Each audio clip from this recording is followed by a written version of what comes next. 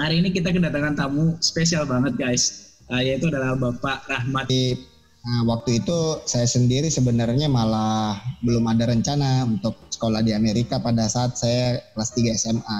Kalau di Stanford Graduate School of Business, motonya itu adalah change lives, change organization, change the world. Jadi kalau change mau life, life, change organization, change the world ya Pak ya. Jadi ya, change mengubah hidup, mengubah organisasi, dan mengubah dunia.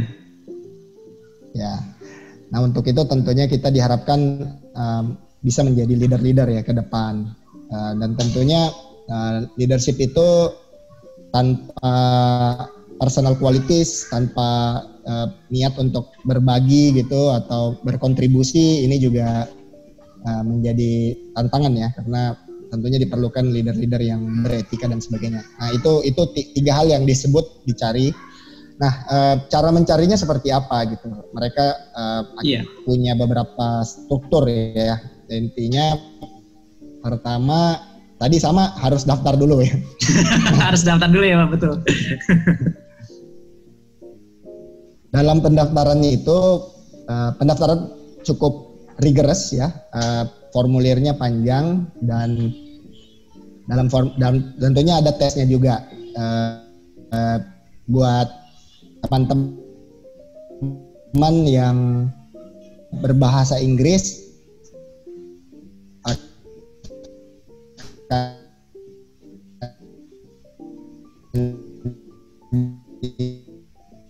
minta tes TOEFL. Kemudian maaf Pak, putus-putus itu dijuakan angka net score. Sorry, ini agak unstable. Banyak yang pakai kalau malam.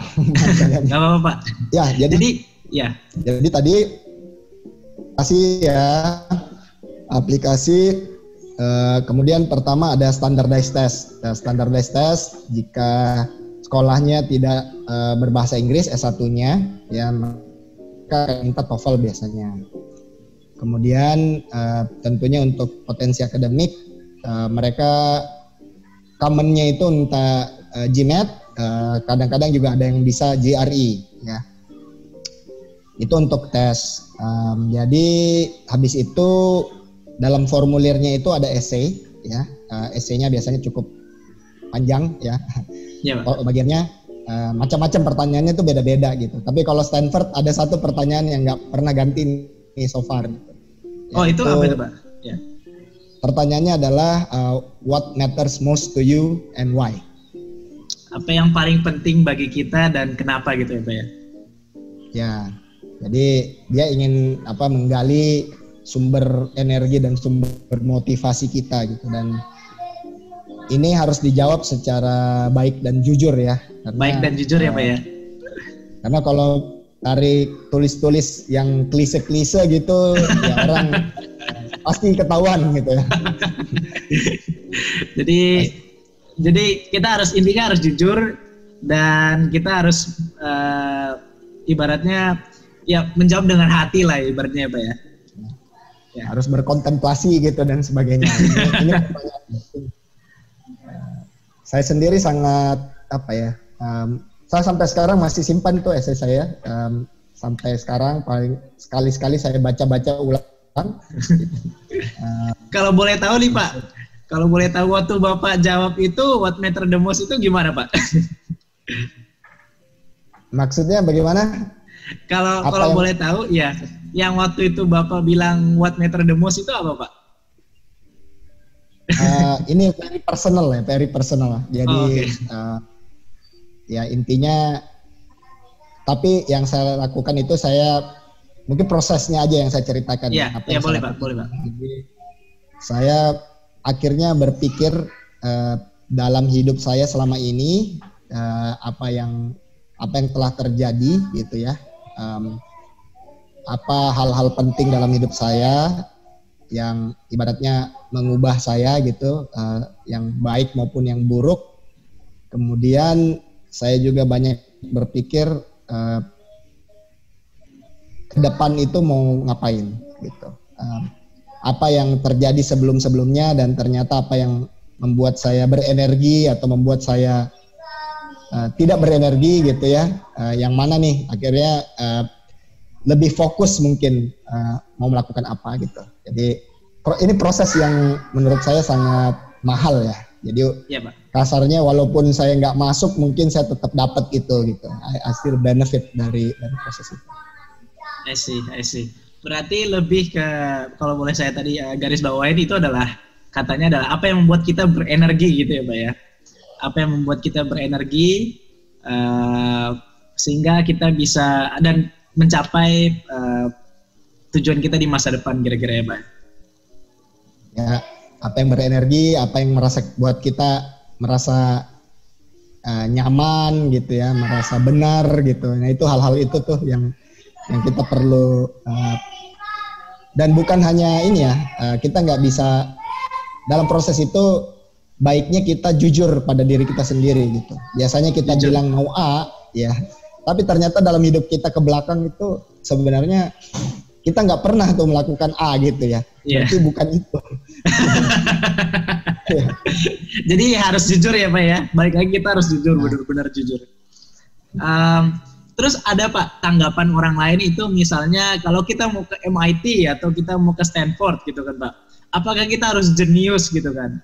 Karena orang berpikir orang-orang di MIT atau di Stanford atau di Harvard itu seperti Einstein Pak.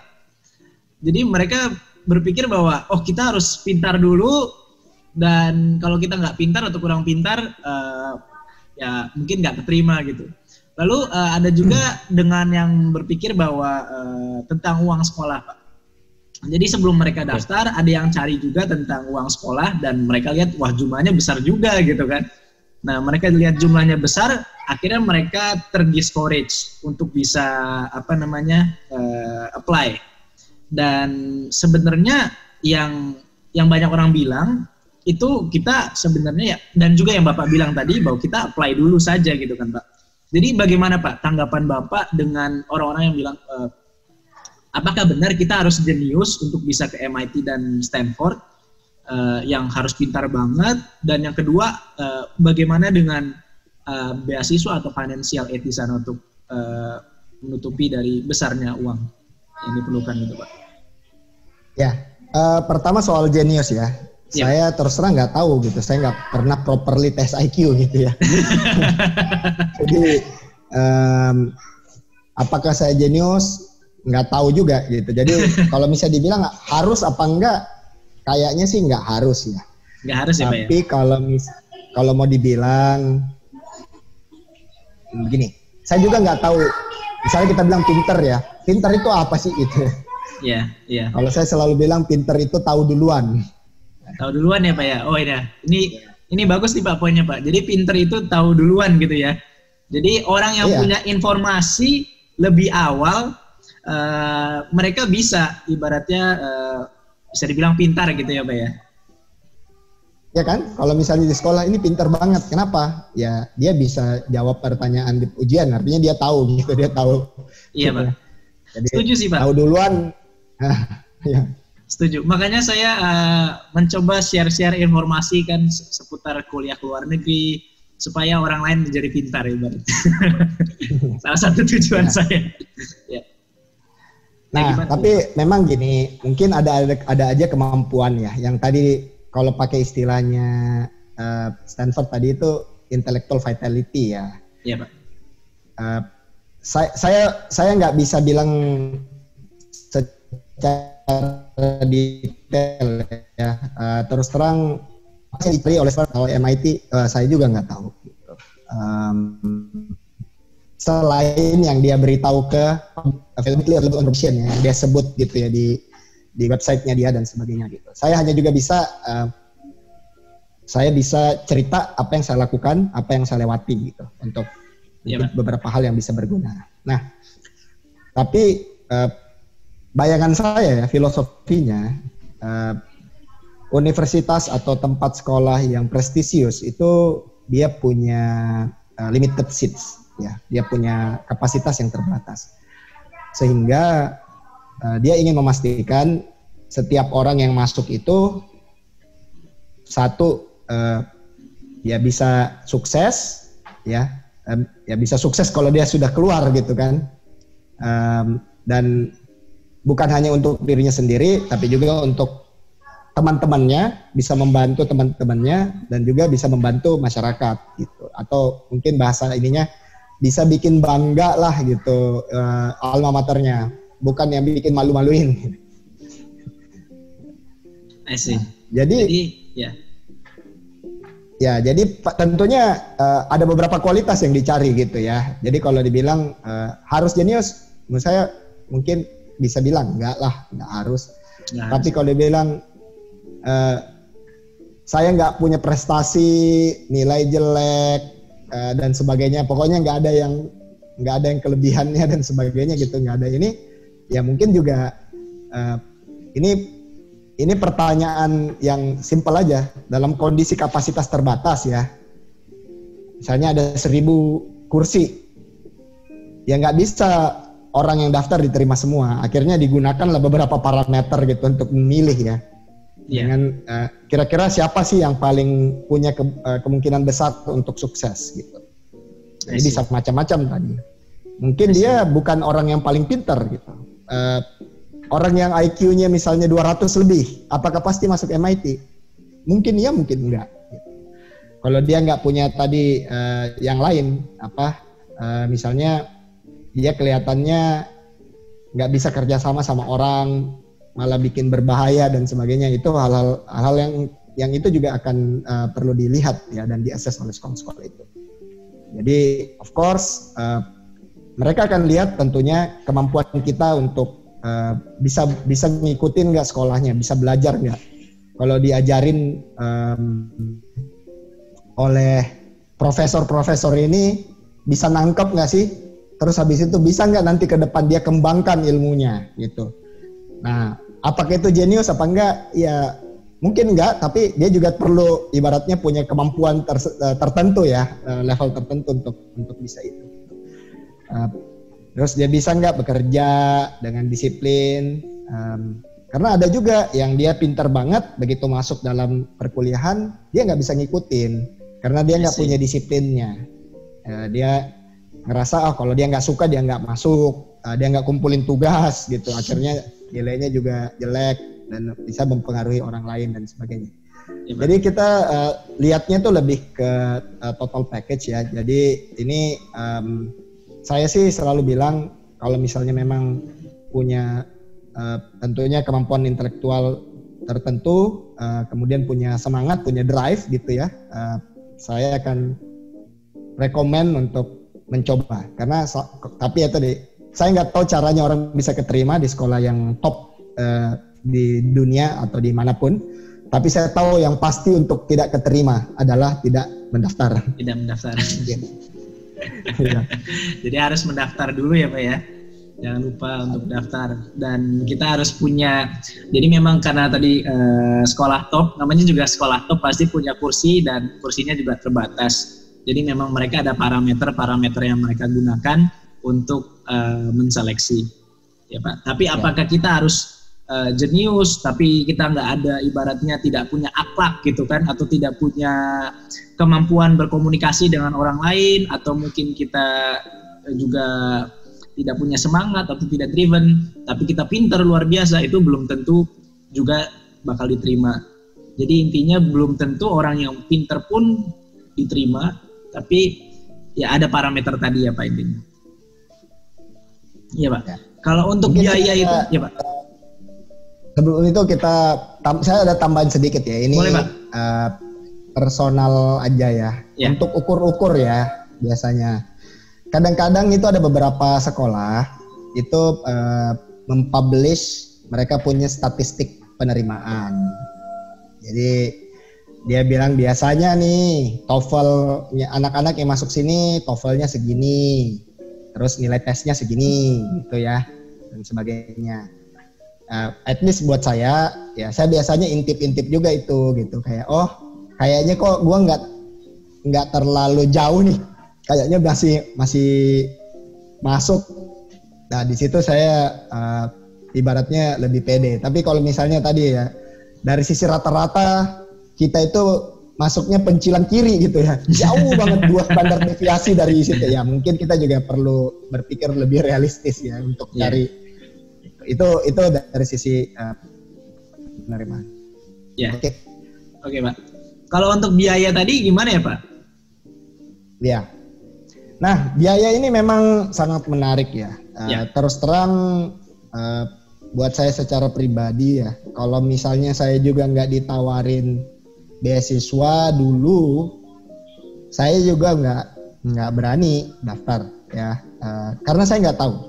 Nah, ternyata sampai di sana saya tahu gitu, rupanya untuk beberapa sekolah ya itu menawarkan beasiswa, financial aid buat mahasiswanya gitu. Dan sebagian sekolah itu menawarkan namanya need blind admission policy ya. Need blind admission policy. Ya, ini nanti kalau misalnya setelah ini mau di Google silakan ya. Iya, Pak. Jadi need blind admission policy itu intinya adalah sekolah memisahkan aplikasi untuk masuk sama aplikasi financial aid. Nah, jadi kalau misalnya udah keterima, mereka itu nggak ingin ada calon mahasiswanya itu ditolak karena nggak punya duit. Dia akan bantu carikan, ya.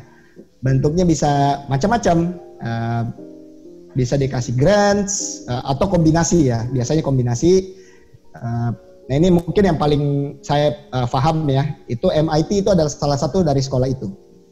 Dia adalah sekolah yang punya need blind admission policy, terutama untuk international student. Jadi need blind itu pada saat kita dapat, mereka akan ibaratnya blind di kata ini mereka nggak akan lihat, tapi blindly mereka akan grant financial aid gitu ya Pak ya? Ya, jadi prosesnya seperti ini biasanya. Jadi tapi pada prinsipnya adalah kamu nggak akan ditolak kalau nggak bisa bayar. Jadi ketidakmampuan membayar itu bukan alasan penolakan lah intinya. I see.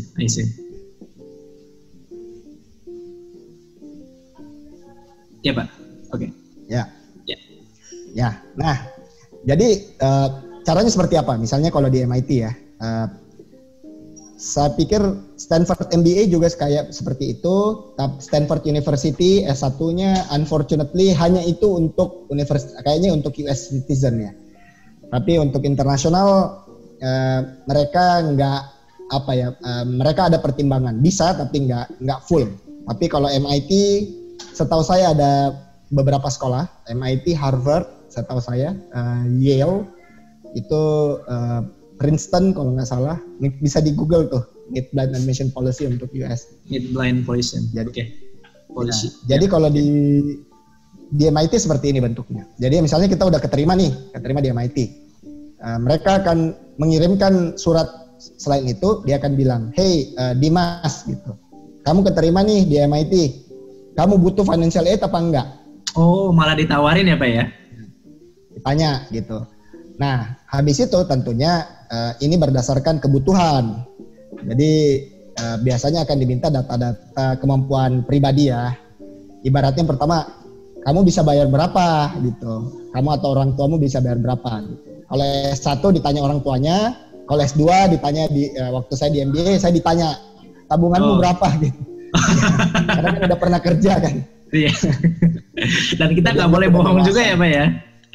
Biasanya mereka ya kalau bohong nggak enak lah kan, kita juga mau ditolong, dan mereka biasanya juga minta data ya, kayak data SPT biasanya, pajak ya, setoran pajak. Jadi kalau bohong di situ berarti bohong sama pemerintah Indonesia juga. Betul. Ngomong-ngomong ini Pak, gambar di belakang itu Golden Golden Bridge ya Pak ya di Bay Area. Iya, ini Golden Gate Bridge di Stanford. Karena kita cerita Stanford, jadi saya pasang lah. Biar saya karena suka dengan Stanford, saya udah banyak riset kok ada Golden Bridge di situ. Ya. Stanford itu kira-kira sekitar sejam